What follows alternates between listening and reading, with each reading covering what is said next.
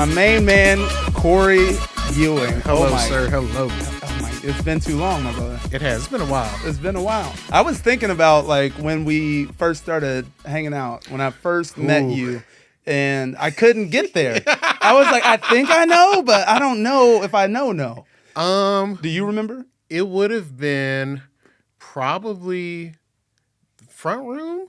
I think so. I don't think it was sabbatical. I think it was post sabbatical. Okay. Where we because we really started doing some shows there with comedy and everything. But once I got to the front room, that's when I was like, nah, they with me. Yes. So yeah, that would have been it. And that was like 2014, 2015. Okay. We going on a decade. I know, man. I know. We've been around. Being the only two black people in the room. Yeah. And we're both working. Somehow. We're both getting paid to be here. Just call us George. Shout out to Indianapolis. Yeah. That's dope. So yeah, I landed on the front room where you were bartending and maybe managing. Well, that was the thing that really wasn't a management position, so I just did that kind of work. Yeah. For the most part. That's crazy. Yo, shout out to the service industry. Yeah. They'd be like, oh, so you do have these soft skills as well? Well, we're just going to wrap that up into your position without an actual discussion about it. But since you know how you're expected, you have to wear many hats. That was one of the ones I kept hearing a whole lot. Many hats. Many hats, meaning like, hey, there's some shit outside your job description we're not paying you for, but are fully expecting you to execute. Exactly. It's just that I call it a utility knife because they know that you have like the blade and the corkscrew and they can use you in all these different ways. Yeah. So why wouldn't they? Yeah. They're going to test you. Yeah. Yeah. After a while, I started playing dumb about everything. I know. It's like, I don't even know how to make a old fashioned. Right. Yeah. I question my own competence. That's funny, man. So doing comedy, you were bartending, and I was like automatically drawn to you as a homie, a person. Likewise. Yeah, we hit it off from jump. Yes. We got to talk about the announcement to kick off comedy shows. Oh, yeah. Wildest, most amazing thing I've ever heard. So I walk in. I think I just moved back from New York. Or I was coming back to visit. Yeah, because we were rapping about that a lot because I went to school out there. Yeah. That's right. And I was like, man, so we're just talking. And then I was like, all right, this dude's cool. He's just making drinks. He's holding it down. I love someone with a presence behind the bar. And the show's about to start. And then this bellowing shout, this tribal call that everybody, the show's about to start. Shut the fuck up or whatever you said, but it was beautiful. It was like it became a little script. It did. Yeah. I was like, and then by the second time, I was like, I want this before every show. or for before your own show. Shit. I know. I was like, so I recorded an album. I was like, I got to have him do the announcement from the back of the room that if you're not here for the comedy show, shut the fuck up. You can leave, get fucked. I wish. There's a comedy show about to start. There he is. If you are not here for the comedy show, there's another part to the bar you are more than welcome to go to. Wow. However, should you decide to stay and disrupt the show by talking on your phones, talking to your friends, or just being a nuisance in general, I will gladly kick you the fuck out. For those of you that are here for the show, though, please enjoy. Yes, that's what I'm talking about. I think that was it. I think I went to a place. Yeah, you got mental. You got I went Will Smith and I Am Legend. I know. Shrek. Bro, I can't remember what I said yesterday. To very important people. You just went back to 2014. That is incredible. So first time I heard that, I was like, my man is put together. Like what is the nexus of something like that? Is it just being around comedy shows? Or? Well, I think it was removed from the comedy. I think that was me being at the intersection of having been in the military and knowing how to use a voice like a weapon. Sure. And then doing poetry shows for so long. Like, I knew what it's like to have to reel in a room, especially reel in a bar. We had did so many poetry slams out in bars in New York where we were fighting with the fucking drunks that were there all day and night. Yep. So, like, I knew, like, if we don't get them now, it's going to be a much bigger problem later. Which there were a few times I threw people out. I didn't give a damn. You got warned. I told you. So did. what? You did. I was like, you all heard it. Yeah. You know what's funny is that you brought up different hats and you just bounced into that. You're like, but you were proud of it. And I'd You're also like, bounced for 9 years before I got behind the bar, so that helped too. That's hilarious. That's hilarious. So when did you start in the service industry? When I was 18. 18. Yeah, down at Tuskegee. Okay. We didn't they didn't check a lot of things for us to bounce on the weekends at the club that was there. What do you mean? They would just kind of come around to the cafeteria on campus, and every time he saw a big nigga, he's like, "You want to work the door?"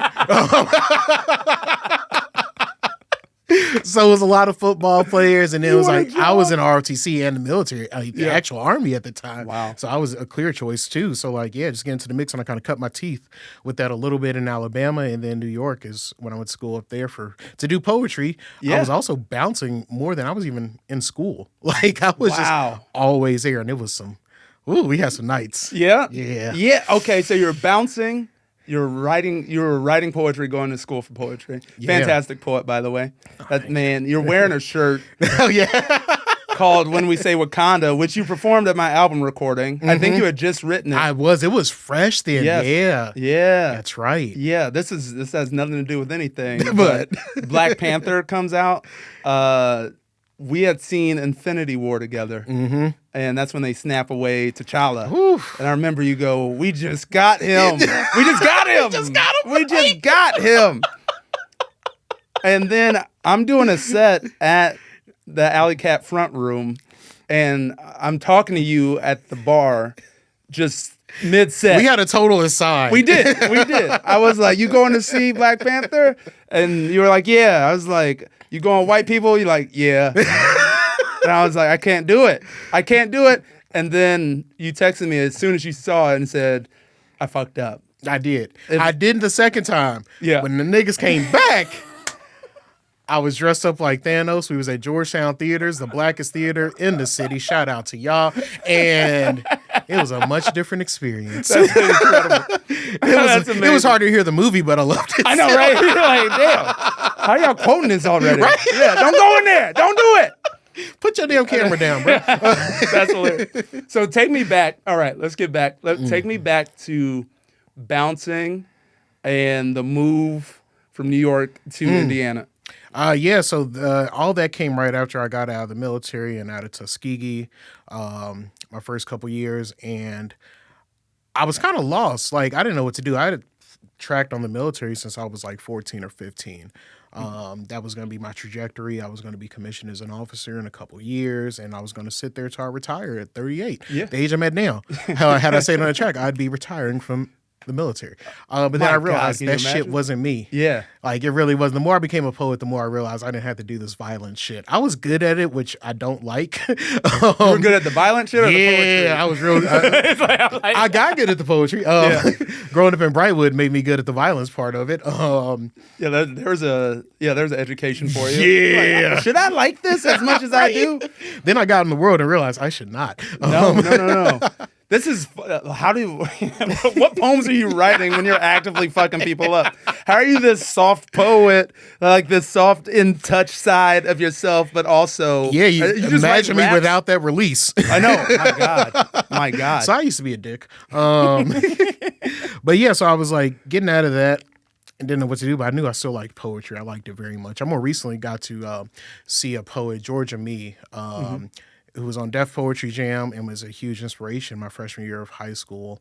My speech coach, shout out Mr. Run, took us to Clues Hall, and we got to sit front row center of Def Poetry Jam on Broadway.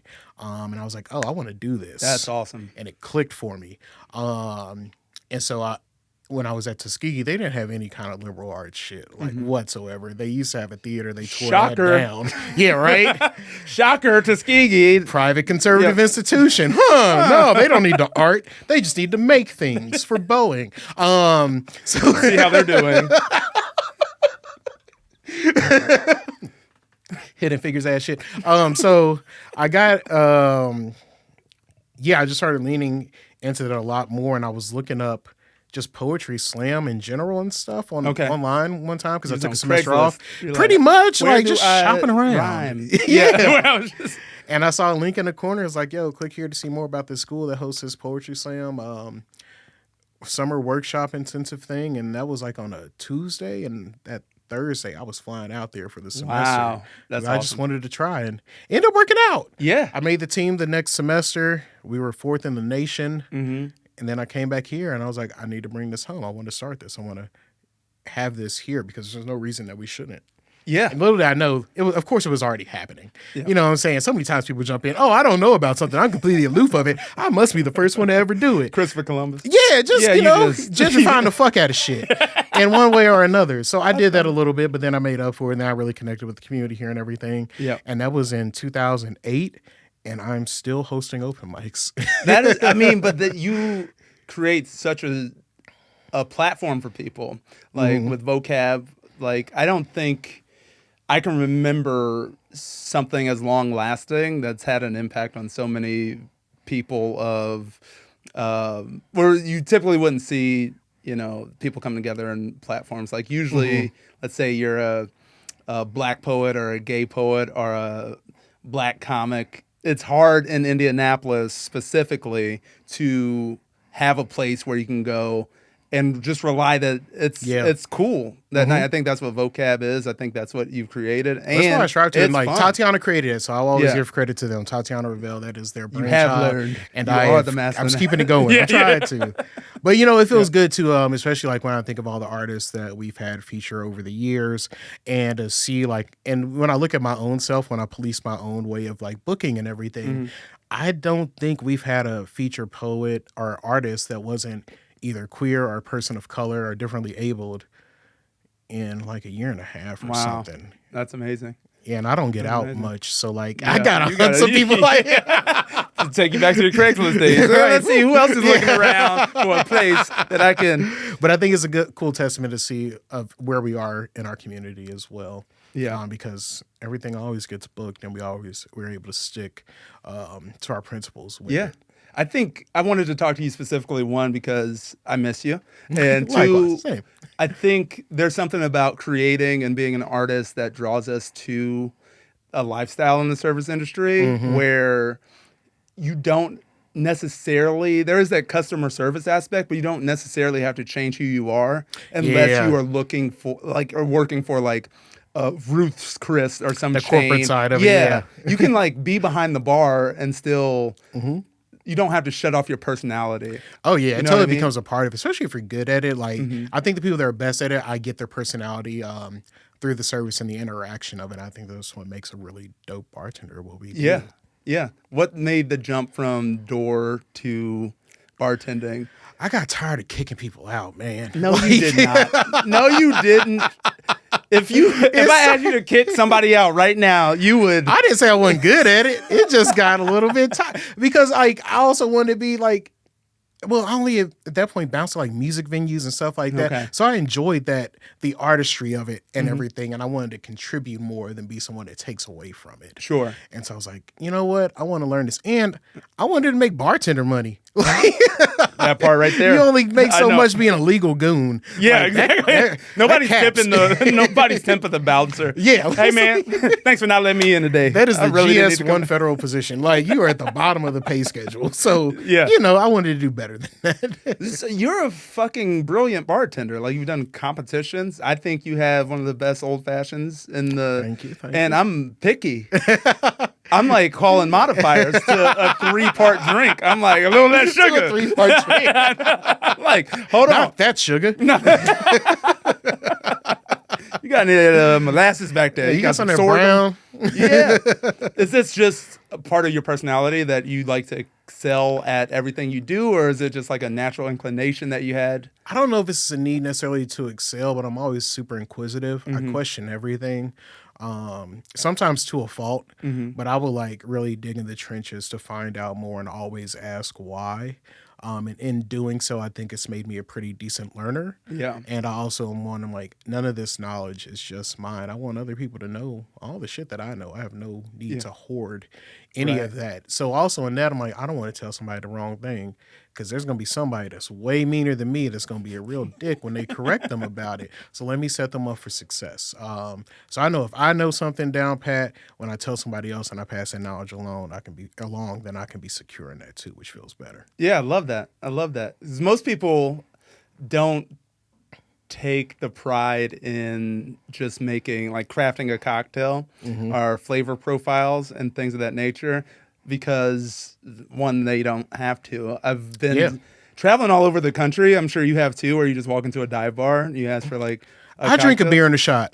Yeah. That's what I do when I go out. Like, So you don't trust it. You don't trust it. not off first. Not No. off bat. Like, I have a couple tester cocktails. I'm like, if you can do that, cool, I can fuck with everything else you got. What's then a I will tester only cocktail? I got two. Old fashioned is one. Yeah. Or the daiquiri. Oh, you go for daiquiri. Real simple builds. Okay. 3 ingredients. That's it. All right. If you can do that, then so my wife lives in Wisconsin. An old fashioned to them. They fuck it up. I'm bro. like, what is this? But it's also $4. So I'm like, this is I ain't mad at it, but this ain't what I asked for. But I'm gonna But order it's way 12 cheaper more. than what I asked for, so Yeah. I keep going. It's gonna get me there.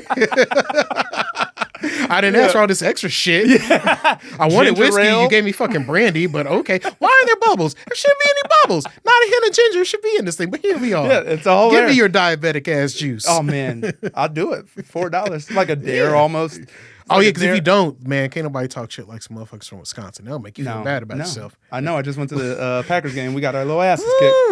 Shout out to the Colts. Making me look bad. Yet again. Man, my God, dude. You still watching? Huh? You still watching, huh? I'm still watching, yeah. Damn. Yeah, I was talking to somebody about this, about it just being like a terrible organization. And it was Brandon, our producer.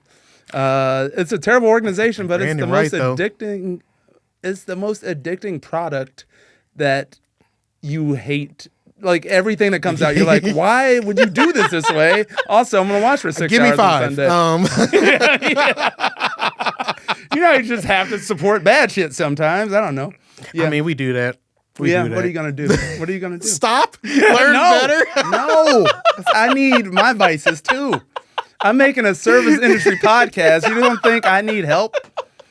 Without sponsors. Shit, anything in the service industry needs help in one way or another. Yeah, that's so. I wanted to ask you: Do you have a way to cope that isn't self-medication? We'll talk about shift drinks here in a minute, but I'm like, you work in the industry. We work in the industry. Healthcare is not like widely available. You don't have extra income to go to therapy a lot of times, even if you are making bartender money. And then the way that shifts work, let's say you do prioritize mental health, you might not get your shift for the next week until like 3 days before that.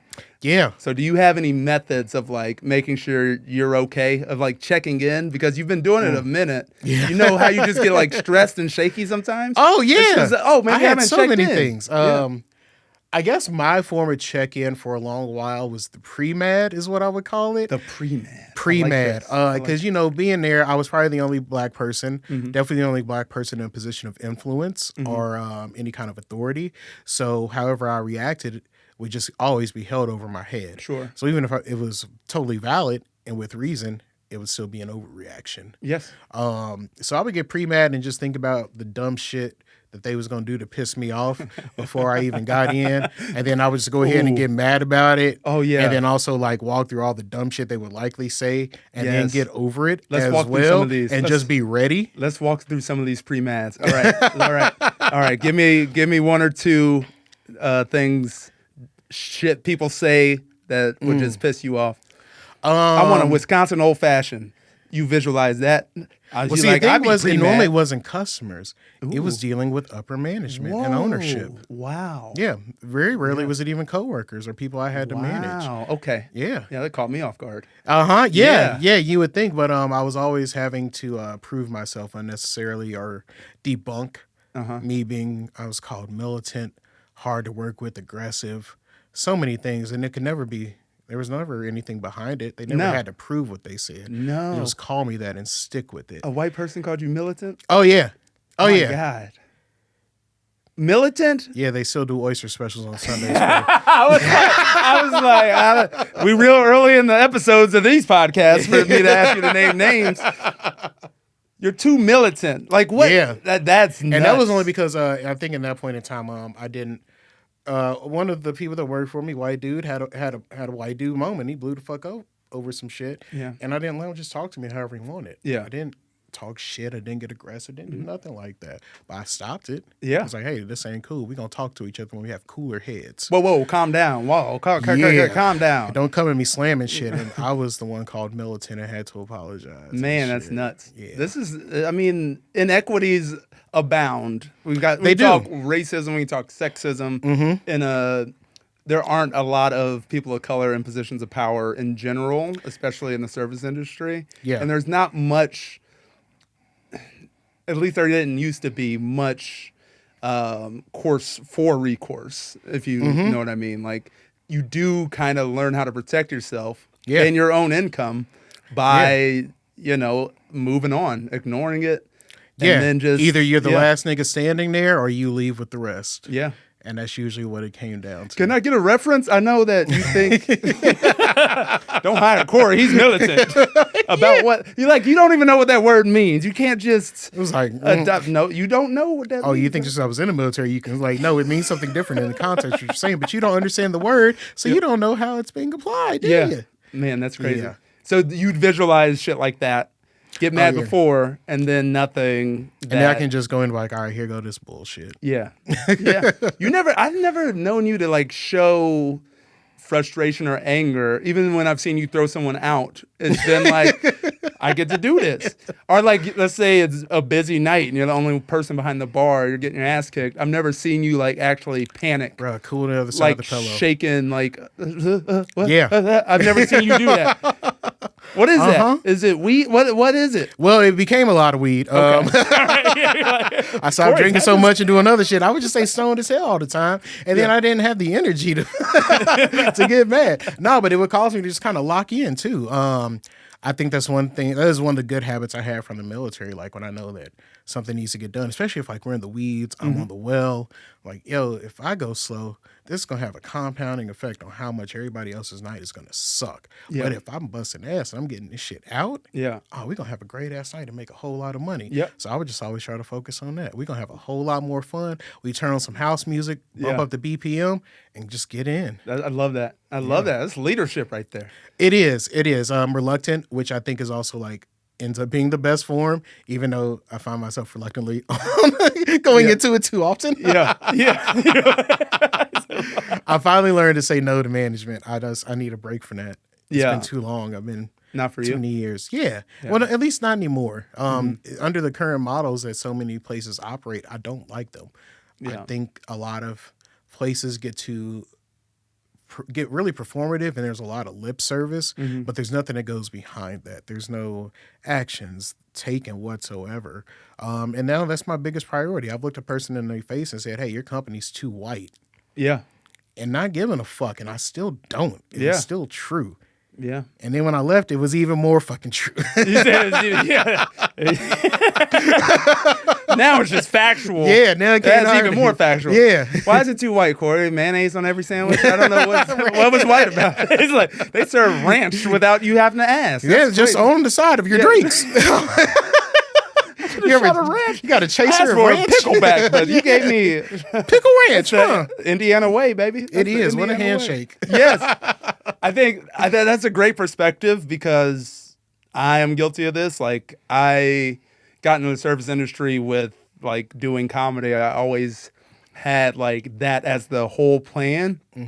So I never really had to hold my tongue in a way that I was that you see people have to do. It's I worked at a place that offered health benefits. That they took taxes out of your check, so they took care of you. But it was that corporate structure, was that corporate thing where it would piss servers off. It pisses bartenders off because there's so much red tape.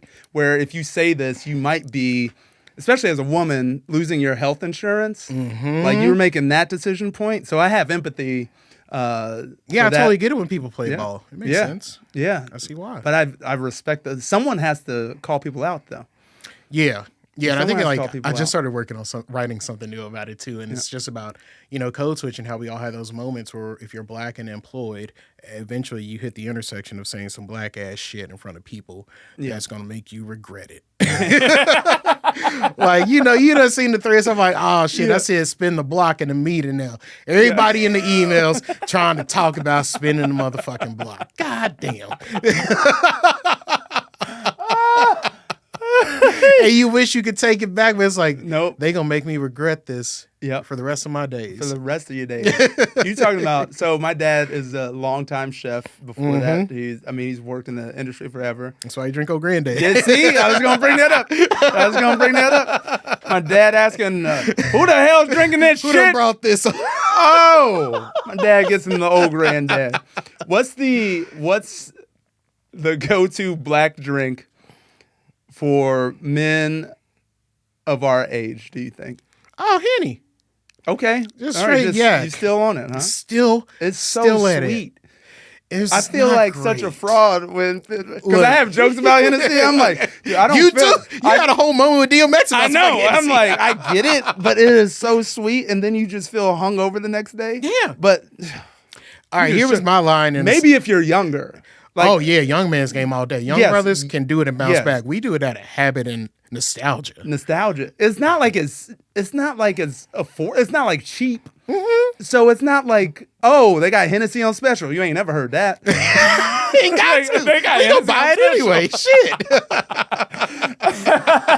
Oh man. Hey, you walk into a white restaurant, you're like, hey, you got Hennessy? They're like, no, we got a old Chambord, or they don't like, it's some bullshit. That was one of my favorite parts about so when I was at Bar 114, like we were at Esquire, Top Bars in America, all that shit. Mm-hmm. And we got to go and they did a Top Bars week, which was only 5 of us got selected for that. I was like, cool, I got a drink for y'all. Yeah. Man, I was on a Boulevardier with some Fruit Loops in there, and it was Henny based. Wow.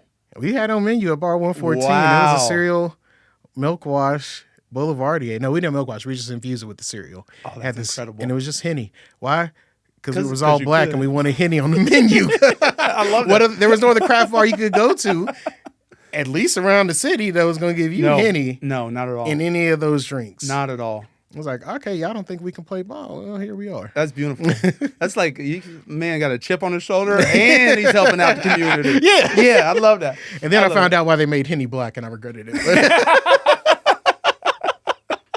Oh my God. Oh man. So where are you at now? Mostly out of the industry, man. Yeah. So you've retired. I hope I have at least a little bit. So like now I'm doing an artist residency. I'm on it for a year. Shout out to the Herbert Simon Family Foundation for that. CICF&M and with Kepler Institute, which is a really awesome organization here in the city. It does a lot of great work.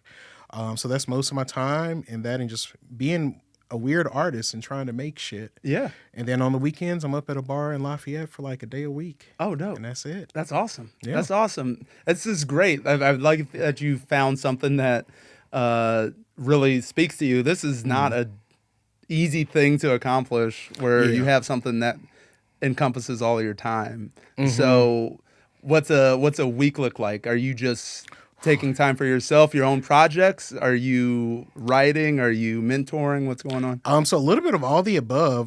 So like I said, I do a lot with Kepra, mainly Cafe Creative, which is like the creative side of that.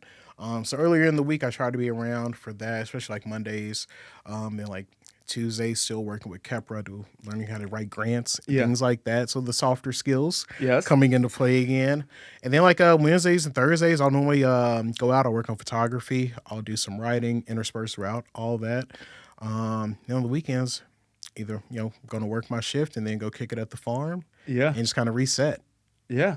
I love that. Like it's not as stressful as it used to be, but it's definitely much more on me than it was before. I'm still trying to get a soda business off the ground. Yeah.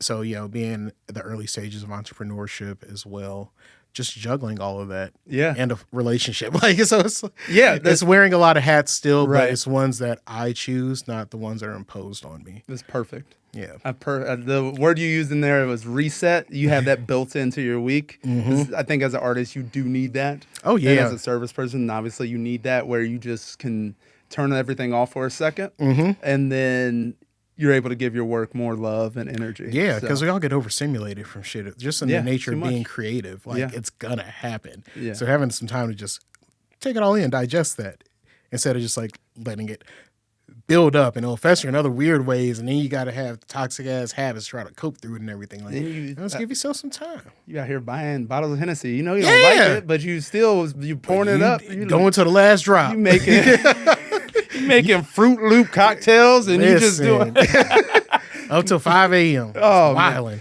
I could do this for 4 hours, but I'm gonna call it a day. Thank you so much for coming in, my man. Hell it's yeah, so Dwight. great to catch up with you. Always good to see you, brother. Thank you. Cheers. Peace.